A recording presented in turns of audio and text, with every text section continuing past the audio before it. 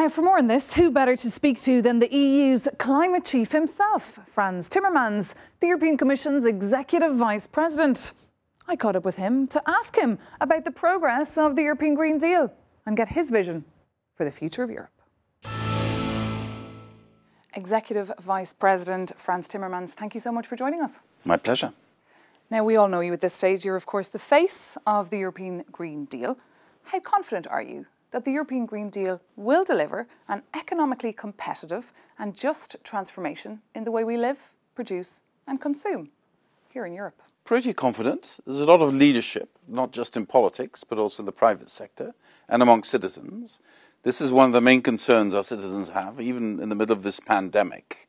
The climate crisis keeps them busy and they're worried about it. So we have a mandate to act. And there's a lot of willingness to act at the individual level, at the level of society. So I'm pretty confident we can actually accomplish what we set out to do. Well, as you always say, you cannot do it alone. So what kind of precise collaboration would you like to see from cities, from companies, big and small, from regions, from investors, and of course from citizens? Well, show what you're doing, because so many people are doing so many things. I'm so inspired by what many cities are doing, greening the city, electrifying public transport, creating circular economy. I'm so inspired by what many private companies are doing. Industry's really changing. You have some real leaders here, but they should be vocal about what they're doing. They should show what they're doing, because that inspires others to follow suit. And is Europe ready to weather this climate crisis?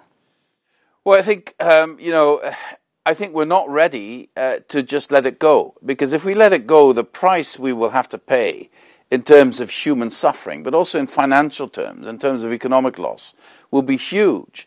As soon as we are aware that the price of non-action is much, much higher than the price of action, we will get the whole of society to move into the right direction. We're not there yet. There's still too many people who think that just staying put is the best option because they think that doesn't cost anything.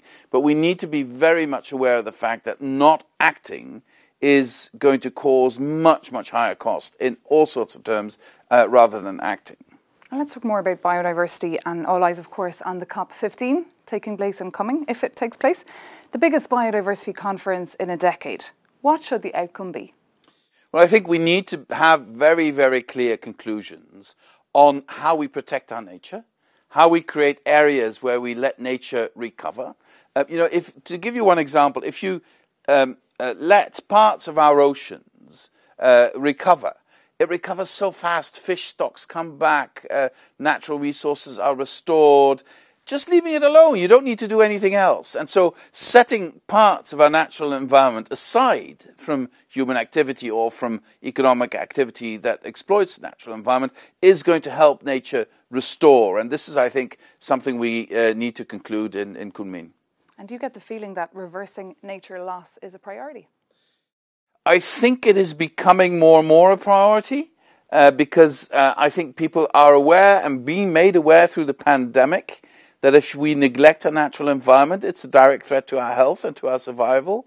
So I think it lags a bit behind the urgency of the climate crisis, but it's going to get there as well. And CDP data has shown that 1% of global fund assets are 1.5 degrees Celsius aligned. So I want to ask you, when will we see the impact of EU efforts to build a credible anti-greenwashing financial framework?